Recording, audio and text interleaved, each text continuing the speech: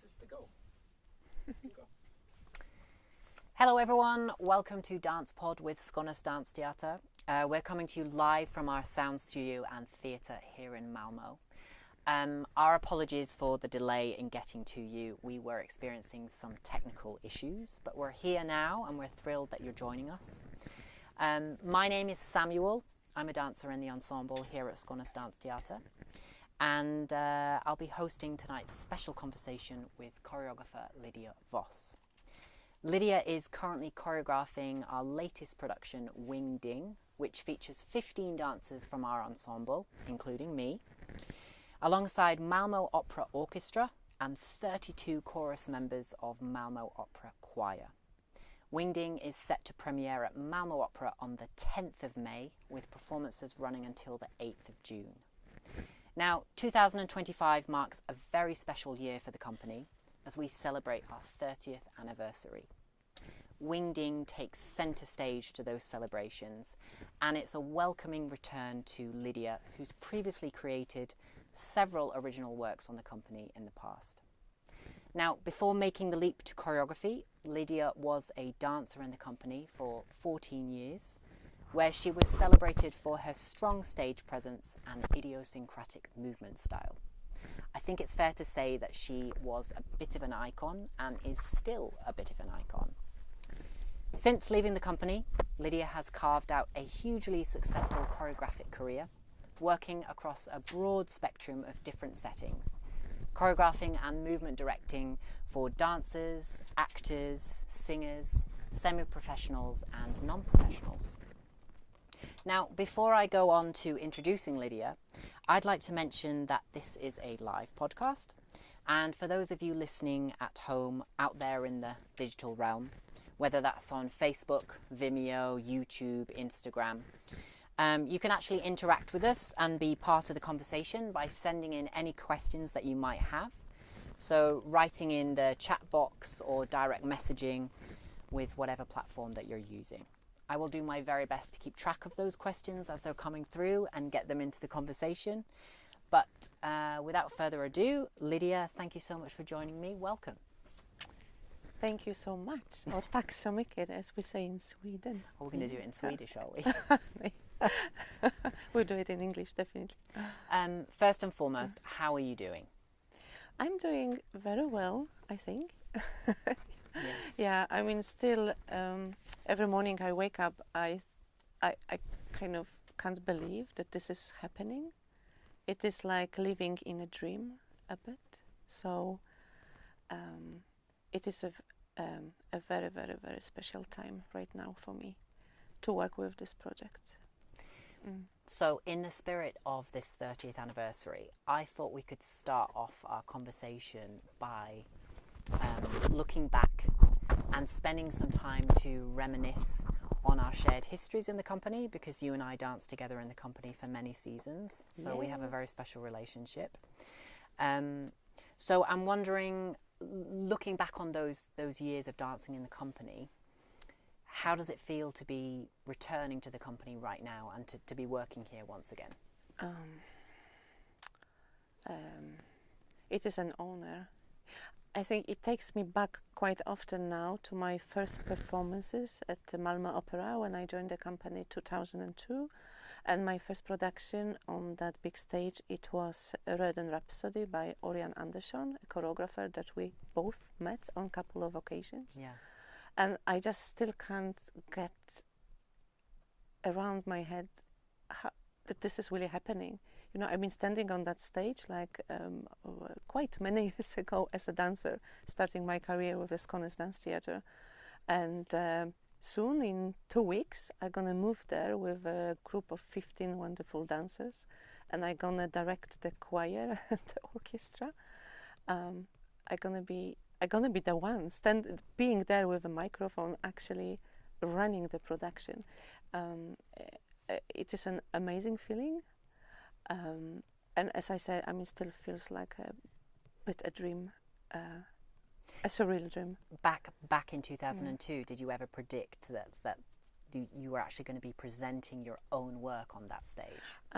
No, back in 2002 I didn't really start choreography yet. That came like maybe a year later, that we had this project started by Marie Brolin-Tani, the artistic director that actually hired me for to join the ensemble. She started a project where dancers could choreograph short works for a concept called lunch dance, where, yeah, exactly, I choreographed a duet on myself, a colleague from the company, where I was using music from Swan Lake. Yes. The classics. The classics. And I was almost giving up halfway through, but thanks to my dear partner, he didn't allow me to. He said, no, you will finish this. And I did. That's a good colleague. Yes, yes. And that was, the work was called Pas de Fly. That was my first work for Skånes Dansteater. Wow, okay. And how many works since that time have you made for the company? Oh, I would need to ask my dear husband. Yes, but it's quite a few, isn't quite it? many. I have done quite many works. I think he says it's 10. Yeah, I have done quite a few shorter pieces for the concept of lunch dance, and then it came a performance that was based on the songs from a Swedish songwriter, actually based here in Malmö, Mikael Wiehe. And that project, it was a cooperation with Malmö Opera, so we had like 2 singers, we had a band with 4 musicians playing live on stage. I was on stage myself together with 2 dear colleagues, so I was working along side of a director, but I was choreographing the show, so that was like a full evening for the first time that I work on the full evening show. Yes. I mean, we'll get to talking about wingding and also the kind of pivotal moment that it is to be presenting on such a big stage. Before we go there, I'm wondering if there are any kind of significant memories or maybe a piece of work that you performed in during your time at Skånes Dansteater that resonates with you, that stays with you, like drawing on those memories. Is there anything that springs to mind? Oh, it is many. Definitely many. Some is connected with you. It was a Jorma Uttinen and Blackwater. Yes. We become like we were the couple. Yes. We were the couple dancing together. So there is something from that production, but I think every production on that stage, of course, it's connected to some memories. I can't say that it is one specific one, but I also think that there is something about the very first one with Orion Anderson, the Röden Rhapsody, that it's kind of sitting quite deep in me. And maybe just because that was the very first one on that stage. Yeah. Even though it came a couple of more productions with Orion after that. But I feel like the first one is the one that maybe stayed with me the deepest in a way. I remember that first creation that you referred to, Blackwater, in 2009, because that was actually when I first joined the company. And I was very young. I think I'd just turned 21. Bit of a naive young dancer, but it was kind of extraordinary to work with someone of your caliber, because I came into the company and you had a wealth of experience and a wealth of knowledge, and then suddenly I was having to work with you closely, partner you, and I did feel a little bit out of my depth because of your experience. But also it was like an amazing experience, because there was no time to think, and I think we really found we connected very well. Yeah. Even though I felt a little bit, I started to feel quite old next to this 21 years old. But we connected very well. We had I had a really good time during that production. Absolutely, and I think now as I get maturer in the company and I start to be one of the older ones in the ensemble, it makes me think a little bit about the intergenerationalness of the company and this wonderful working atmosphere as working with people at different different stages of their career and learning from one another. So, yeah. But working in a repertory dance company, what's that like? Because you have a big experience of working in a repertory. Yeah, for me, this is the way to work, because I mean, since I left my education, which was like 89, I was educated at the ballet school in Warsaw. So I started as a ballet dancer. I've done most of the big ballets, dancing on the point shoes, and then after some time I got more interest in contemporary dance. So I started to kind of like change from the a strict ballet dancer into more of a contemporary dancer. But I always worked for repertory companies. So kind of the freelancing world for me started when I retired from Skånes Dansteater. So to me, that was the world that I knew. Yeah. So it just felt that was the world. I didn't know the freelance world before actually I retired in 2015 here from Skånes Dansteater. And what did you enjoy about working in that kind of environment? I think the in a way some stability, some security, having people that you know around you. I think I enjoyed in a way that there was people deciding for me, like setting up, things. That's why it came quite as a big shock when I was not prepared for that. When I left Skånes Dansteater and became the freelancer, I started to realize these very simple things that today I think I should have known, but I didn't. It's like, oh, but what is my daily training? Oh, but I have to decide this myself, So it's like, it feels so simple, but it really wasn't. And also, I think you start to realize what a privilege it is to also have these things like daily training, right? Exactly. But on the other hand, being the freelancer, of course, it opens up more doors. You start to meet more people. You go to more houses. You start to learn that that things I said differently. Like, for example, now working quite a lot with theater as a choreographer and movement director on the side of directors, which I enjoy very, very much, and I really feel that it has a big impact on my way of thinking as a choreographer, going back into a pure dance productions. I do enjoy this very much, this overcrossing kind of different art forms. That it's super interesting. I really do enjoy working with actors. It's so unpredictable somehow. You never know what you're gonna meet, like in the new group. But it's exciting, I think I learn more and more about what it means to work with actors. But it is still very unknown. Even though I've been there for quite a while now. I think working in a repertoire dance company, it kind of requires a certain approach from dancers to work in a certain way, because you're working with a huge array of different choreographers that all come with different working methods. I'm wondering what maybe you gained from working in that environment. Like, what tools or what practices did you acquire from working in that kind of environment?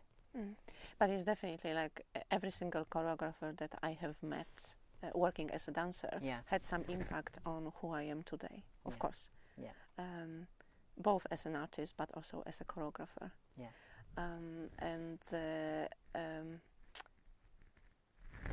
I really do believe that you learn from everybody. Like you learn the things that maybe are going the direction that your direction, but you also learn about what maybe doesn't go your direction.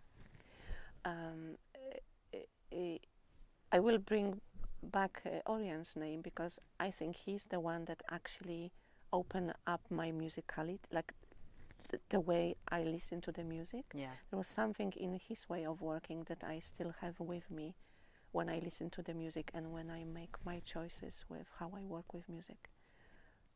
Can you pinpoint what that is? It's certain contrast, I think, how like how he works with contrast. Like for example, there was this very I think it was something about like a big crescendo in the music, and then he made us stop. And then first, as a dancer, you want to move, you want to hit, you want to like deliver steps. And I remember that fight inside me, that like, but why don't we just keep dancing now with this massive crescendo in the music? No, he made us actually stop and be still. And today I exactly understand why he made these choices. But being a dancer, I could not understand that. Yeah. So it's very interesting, like, you know, when you come on the other side. So let's talk a little bit about that transition from being a full-time dancer to becoming a full-time maker, a full-time choreographer. Because since you've left the company in 2015, you've really developed your craft, your choreographic voice through working in very different settings. Can you talk a little bit about that transition and what that period of time has been like for you? As first, bit of a confusion and bit of panicking, like, okay, what is going to happen now, you know? Is there things for me to do? Yeah. Even though leaving Skånes Dansteater, I had quite a list of things that I knew is going to happen. Yeah. But it took quite a moment to kind of find peace inside me. It's going to be fine, you know. And just taking one step at a time. But it took also quite a long time to disconnect myself from Skånes Dansteater. Yeah. I know it took quite many years for me to be quite neutral, to come here as an audience. Yeah. And kind of feel okay. Not okay, but kind of calm in a way. So I remember there was a moment in the beginning that I felt like I didn't want to come. Yeah. Even though it was my own decision, saying, okay, I had a great career, now it's time to move on and start to do something else. It was painful. Yeah, it was painful. It was somehow, and it took time. It took time to, now I can say, I come here, I can sit there and sometimes, you know, I get the flashbacks, what was happening on the stage when I was still in the company. But I feel that I feel much more, I feel quite disconnected. Like, I don't need to think of Skånes Dansteater is not, obviously now it's back because of this production. Yeah, absolutely. But it was taking time. But what was happening, I think I found a theater. So the first kind of thing that opened a door for me to get into a theater world was to become the guest teacher at the Theater Academy here in Malmö. So I was there for quite many years, having my my classes with acting students. And it has been an amazing journey, and it's just so great now to go to different theaters and actually work with my ex-students. It's so cool. Yeah. Yes, it's so cool. I can imagine. Yeah, and then through the getting contact with the actors, I become also working more with the movement directing and meeting, you know, directors and getting different offers, and from one person to another person, and then, you know, I think I found my way somehow how to approach actors, make them comfortable with movements, because there is a lot of fear. Yeah. Like with actors, with physicality. Yeah. When you come there and you want them to be physical, many of them will say, I cannot dance. And I say, I don't want you to dance. I want you to move. I want to use like capacity of your body. Yeah. So I think I kind of developed like my way of approaching actors, you know, making them in some way comfortable with moving, that it's somehow working. So I'm doing quite a lot of productions now in different theaters. And I'm curious, like, drawing on those experiences of working with actors, for example. It also has an impact when I go back to pure dance works. And yes. what is that? I think it's paying more attention to what the human physicality is. Yeah. I enjoy that very much. So Simon's, what do you say in English? Avskalad. It's more. It's somehow it's something about, you know, dancers are so skilled. Yeah. We have such a great control of our bodies Yeah. that I think we forget what the natural, what the human, Yeah. the natural body language, exactly is. And that's what I enjoy so much working with actors, because they still have it. Yeah. Yeah. So that's what I'm like when I work with dancers. I talk quite a lot about these actions. Yeah. So I don't want to say that I developed a method, but I work with something that I'm calling action-based choreography, because I'm kind of connecting actions together. So it's not about dancing steps or forms. Yeah. It is more using the natural capacity of the body. Yeah. And it's a little bit more like, you know, making actions. So it's I think what I'm working with is closer to everyday movements in a way, as a starting point, and then I try to kind of, you know, take the next step and make the wow factor on the top of it. But the starting point for me is not what is the skill of a dancer that is so well trained. Yeah. So I'm trying to get from the basic of human physicality in a way. And this is what working with actors really kind of open up my eyes to. I think maybe when I hear you listening about that, maybe it's difficult for us as dancers to go to those places because we've fought so hard in our training to kind of accomplish something. And it's kind of to reverse that and strip away the layers of training and sophistication. It's quite a vulnerable thing to just be Sam in his everyday body that's sitting like this. But it sounds like you're also searching for a kind of authenticity or a naturalness. And then obviously from working with you, I know that once that's part of it, that then you start to pull and play around with it and flip it on its head, and you can do things with it, if that makes sense. Yeah, exactly. Yeah. But I think like I believe that way of working is kind of closer to. I used to say sometimes that, you know, you don't have to work so hard, you can get things for free if you just trust the natural momentum, if you trust the weight. You see what I mean? Yeah. So it's like, this is what I think, what I'm after. Yeah. I think we'll come back to physicality and movement language, but it's week 5 of our creation of Wingding. And as you already said, we'll be moving into the Opera House very, very soon. And I imagine that that's going to be a big moment, because all of the elements and everything that you've been envisaging in your head is suddenly going to come to fruition on the stage. How's the process going for you so far? Is it going as planned? How's it going? Yeah, I think it's going, I think we are on a track. I think we are in a good place. I'm getting like almost the whole structure, the basic structure for the performance in place, and then of course the next step is going to be to go and re-evaluate a little bit each section in the performance and see what is needed. Is it working? Is it not working? What is needed? But I have done quite a lot of preparation work, so I think like I have I created let's say a vision, quite clear vision what each scene is. You're one of the most prepared choreographers I've worked with in a long time, just to state that. Thank you. Yeah, but as you said, until actually I get to see it on this big stage, because like, I mean, the set design we couldn't really see until we get to the opera, because the pieces of the set design are too large to have in the studio. Yeah. So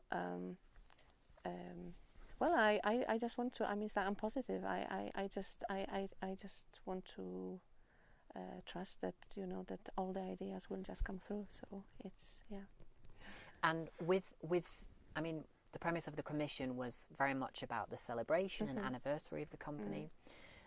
So I'm wondering how you've kind of approached the work with that in mind. And this is always a really horrible question to ask makers, but is there any way that you can somehow describe what audiences might expect to see, or some kind of description of what wingding is going to be? Yeah, so it was I was commissioned to create a celebration, a celebration performance. So when I started to think like, okay, celebration, what is celebration? And then it became quite clear, quite fast, that I want to celebrate the art of dance, and I want to celebrate the dancers, because I still think, I mean, Skånes Dansteater is quite a large institution with many fantastic people working towards the same goal, which is the performance in a way, because this is what you share with the audience. And then I just felt like I really want to celebrate the artists, the dancers. This is a core of the company. So so what my goal with Wingding is to celebrate the art of dance and celebrate the dancers as artists. The profession itself. Yeah, the profession itself. Yeah. With their up and downs.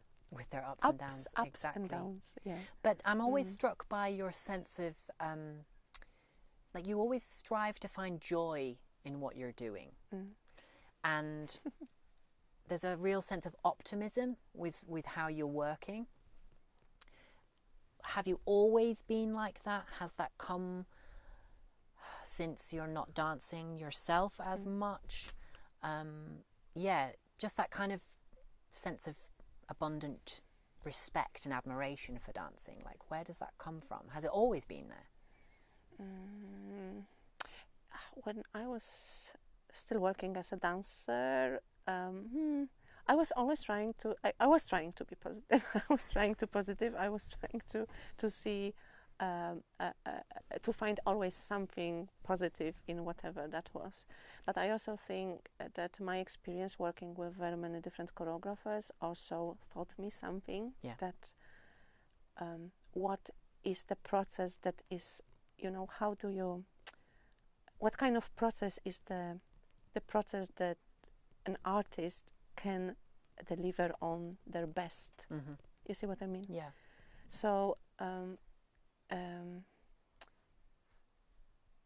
from my own experience, I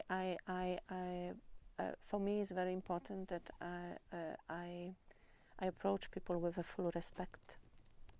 Yeah.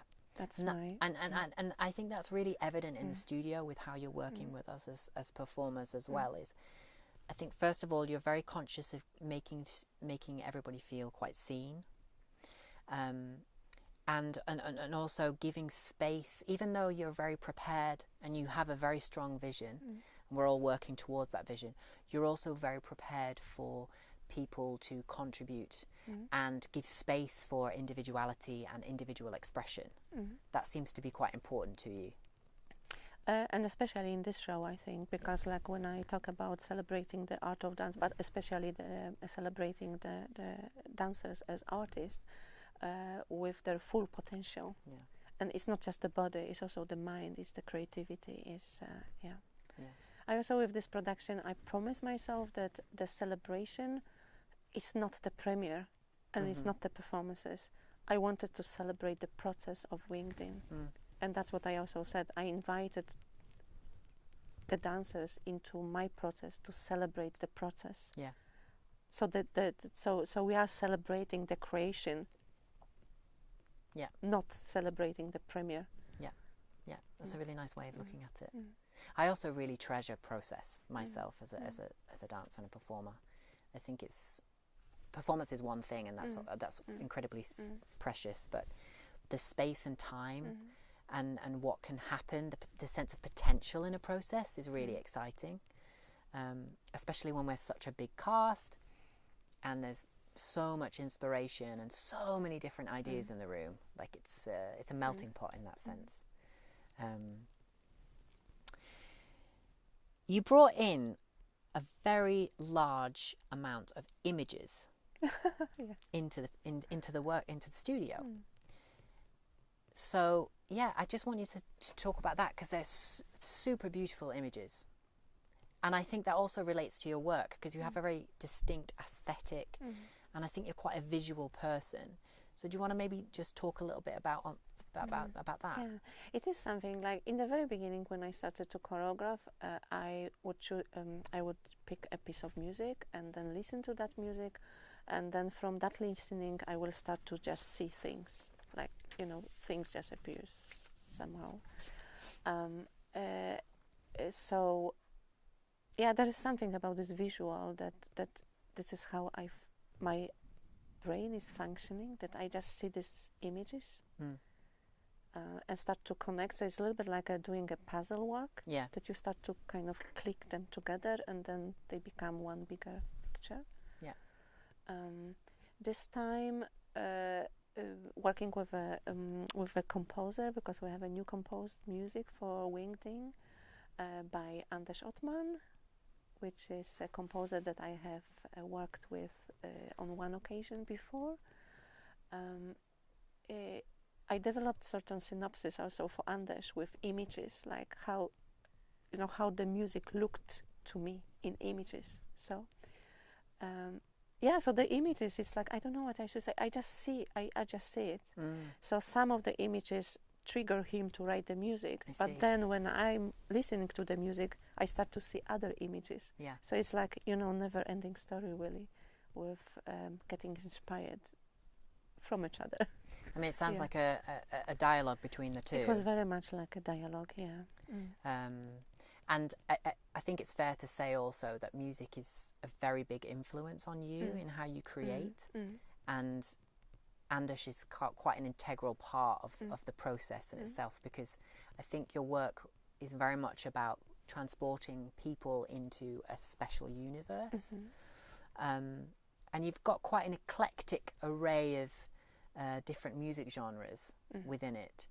Can you talk a little bit about the composition, the score that Anders has put together? Because there's a lot of unexpected elements, I would say. Unexpected? Yeah. Yeah.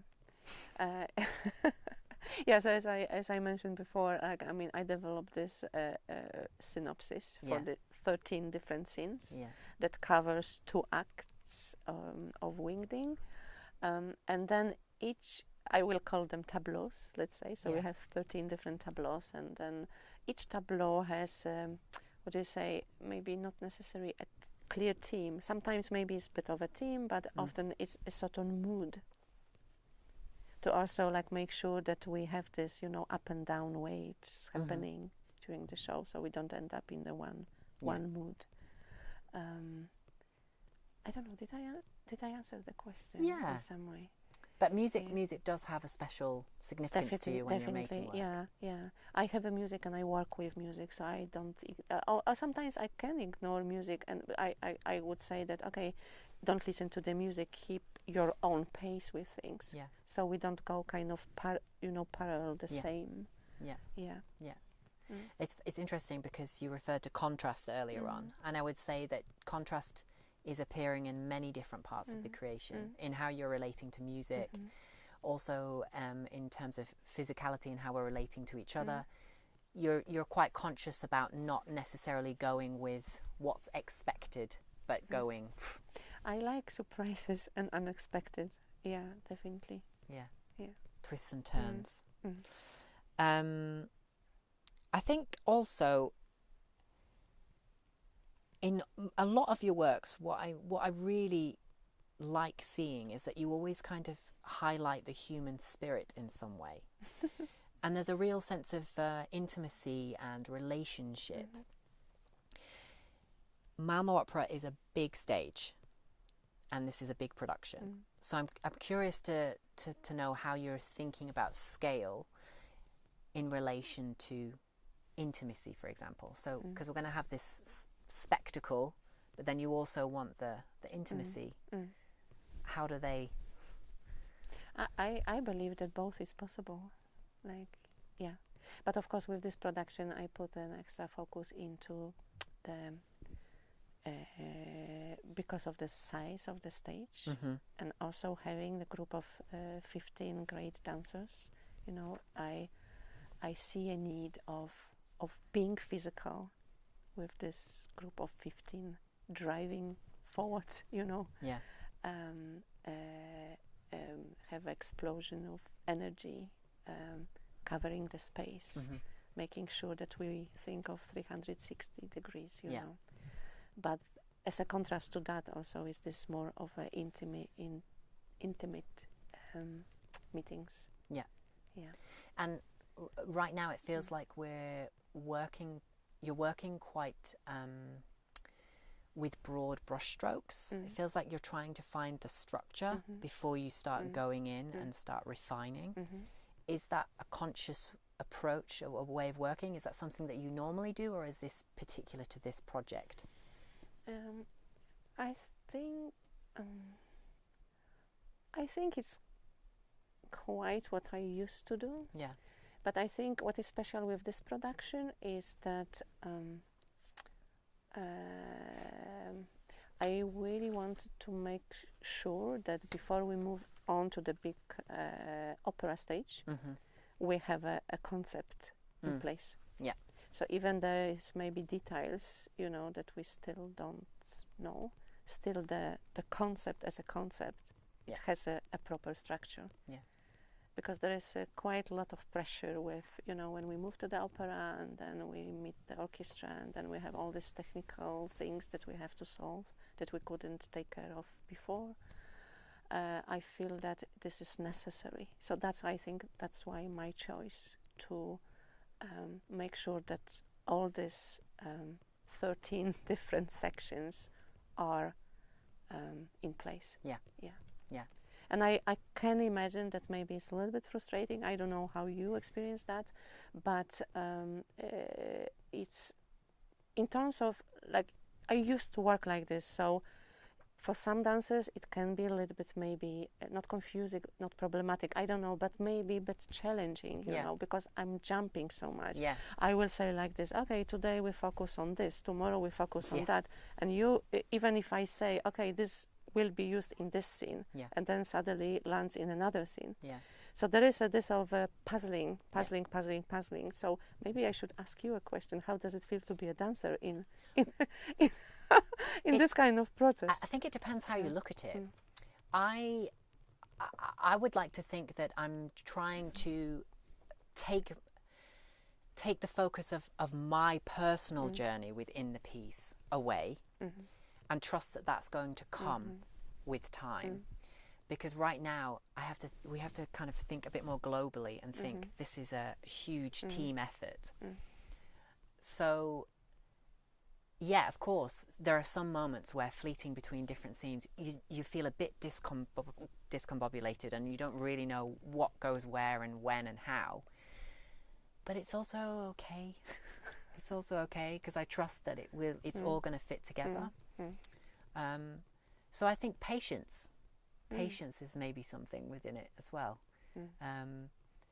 And I already see it in the room now, because when people are working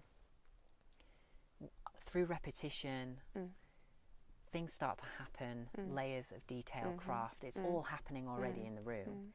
But I think sometimes dancers, we like to feel secure. Yeah, straight from the beginning. Straight from the beginning. Yeah. And that's what I just feel that I need to establish certain things first before I can start to invest the time into detail work. Yeah. Because I feel if something doesn't work, I feel it was a little bit a waste of time. Yeah. So it's a bit of a time issue, of course, like you want to push things forward. But I don't think I have ever done a piece that I would start from the beginning and then go into the end. No. Like, you know, I have never done it. It was always puzzling. Yeah. I think also it says something about dancers and their attachments to certain things. I think it's maybe a bit dangerous to feel a sense of attachment early on in the process. I think that part of our job is to kind of remain in a place where we can jump between. Maybe things are taken away and we don't feel the devastation that it's taken away, because ultimately it's about the work, it's about the piece of work which is going to be shared with audience. Exactly. So to me it's like, you know, every member of my team, we are working as a team and we are working to serve the end result. Yeah. You know, something that is going to be presented. So I'm prepared to kill my darlings, you know, and already have killed some, Yeah. and it's probably going to be more that needs to be killed. Yeah. Even though I felt like that's the one that I really wanted to be there. Yeah. Because in the end, is the end result. The show itself is the most important thing. Yeah, and it's what's right for that particular thing. Mm. So, what would you like audiences to feel or experience when they're watching Wingding? I just really hope that I can communicate with, or I don't know, shall I say, speak to people's like audience emotions in a way. I mean, I think that would be just amazing that people start to like, you know, that they start to have like feel emotions that they were not prepared for in a way. Yeah. So it's not like theater that you go there and have words and you understand. To me, dance is not about understanding. That's just my approach. It's about creating emotions and feelings. Yeah. So it's something about to feel something, to connect with the physicality of the dancers, to connect with the music, to connect with an image. But also on the top of this, you know, people start to build their own stories. Because usually my works are like a multi-layered in a way. So 3 different people can see 3 different stories looking at exactly the same thing. Yeah. And that's what I think it's so amazing about dance, that you don't say what it is. Yeah. You let people actually to find their own stories and hopefully feel some emotions. Yeah. Absolutely. If we talk a little bit about the physicality or the movement language, in previous creations you've come with some physicality and some proposed material yourself. In this instance you haven't brought anything into the studio per se. Not yet. No steps. No steps. But at the same time, I can recognize that your aesthetic is present in the room. I can see that. That's why I feel I don't need to throw so much of my own steps, because I see that the groups understands me. Yeah. You're really buying, like it took a moment, but I really see that you become Lydia's, like, you know, is this something really that you build Lydia's universe? And obviously I'm a little bit biased because I've worked with you, so I know you a lot more, but I'm very aware that I'm in a room full of people that haven't met you and haven't, you know, it's the first time working with you. So I'm just curious to know how that's happened, like how it's kind of infiltrated. Is it through your language? Is it through the images? I mean, I guess I should be answering this question, but...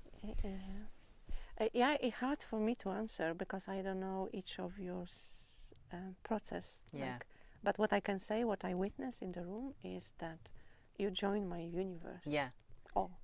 And I think maybe it's something about the coherency of all the different elements of the piece, like the collaborations itself, the music, the costume, the set. There's a real understanding between all of them that I think relates to your aesthetic is basically what I'm trying to say.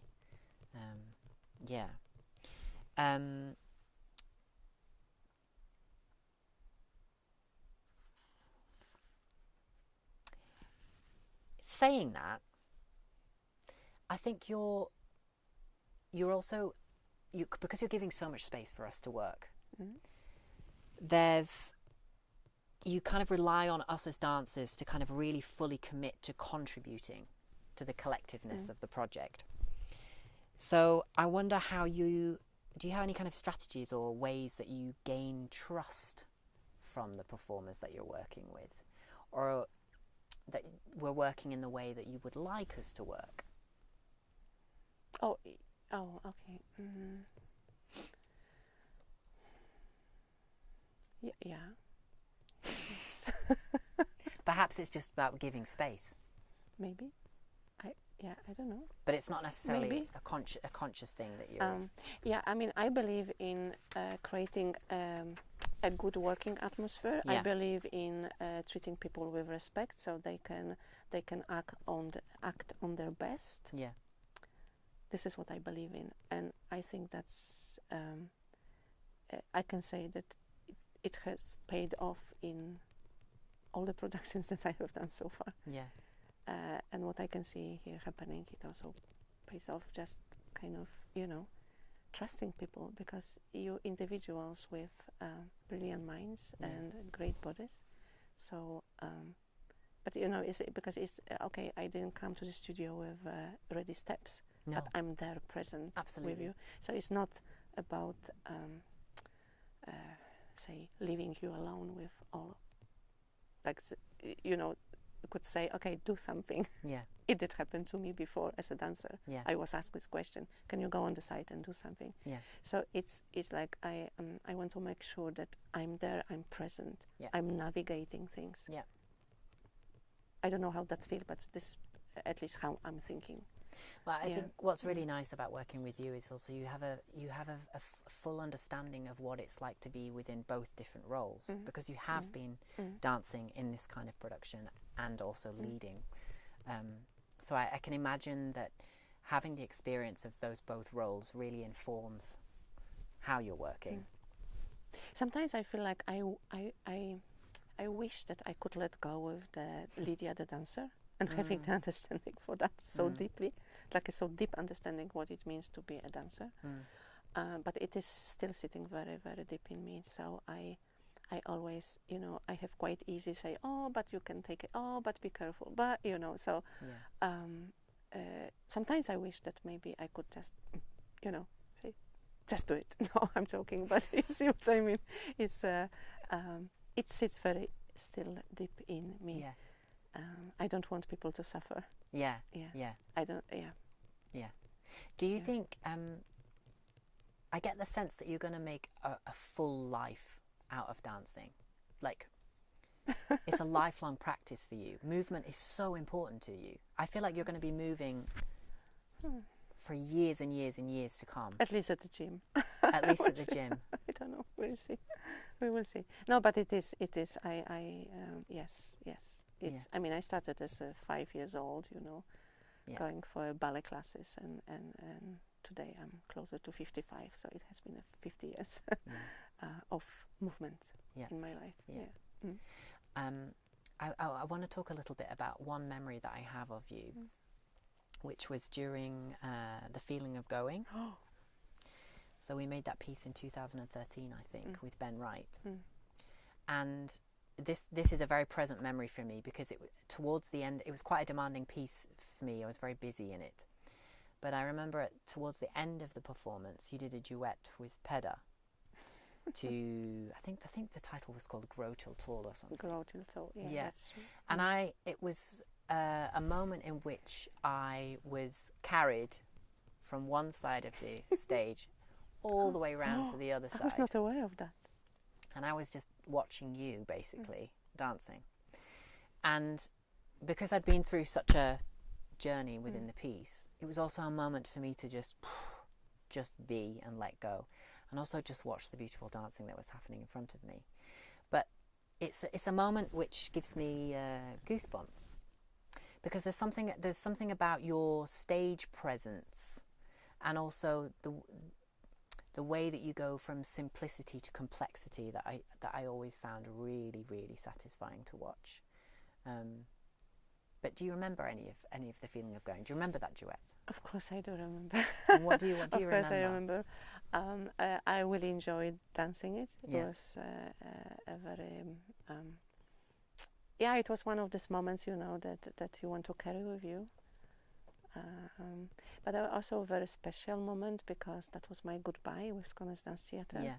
So that was the show that I retired from Skånes Dansteater with.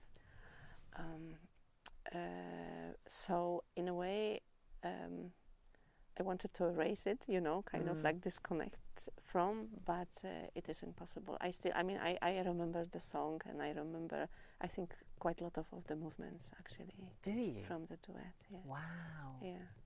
Are you one of those people that can remember movements? Like, are they stored in your muscle memory? Not all of it, but maybe, you know, like few movements from some pieces. Yeah, but from that duet, I think I remember a little bit. Yeah, at the structure of the duet, I think I remember how I was moving over the stage, or how we were moving with Peder. Yeah, yeah. And also I remember that just after this duet, it was coming this quite a big crescendo. Yeah, and it was not that many in the Feeling of Going. So one of those. So Oh yeah, I remember the last show I did, and that was, and then when the crescendo came, I remember I was crying. Yeah. Yeah. Yeah. Mm. Yeah. It was just I could not. I knew it's coming. I was holding back through the duet, but when it came Yeah. to this crescendo, it was really like a nice flow in the Yeah. movements. Maybe I don't know if you were a part of it, but I just lost it. I just Yeah. felt like it was just. I think I it didn't was- think of it until now. Oh. Yeah, but also I Mm. really remember at that moment towards the Mm. end of the piece, you could almost hear a pin drop in the Mm. auditorium Mm. because you felt like the audience were really Mm. present and Mm. really with us. So yeah, the whole auditorium was Mm. in that state. It was very, very special. It was Mm. very, very, very, really a treasured memory. Mm. Yeah. Mm. I'm wondering if we have any questions from our lovely listeners. I'm just checking. I don't think we do. Is there anything that you would like to ask me before we wrap up? How are you, Sam? I'm doing fine. Yeah, no, the process is going very well. Great. I think that's all we've got time for. So I think we're going to wrap it up there if that's okay with you. Yeah. So thanks for everyone for joining us. You can head to our website, skånesdansteater.se, for information about tickets if you would like to come and see the performance. You can also find information online about future performances and other upcoming workshops that we offer.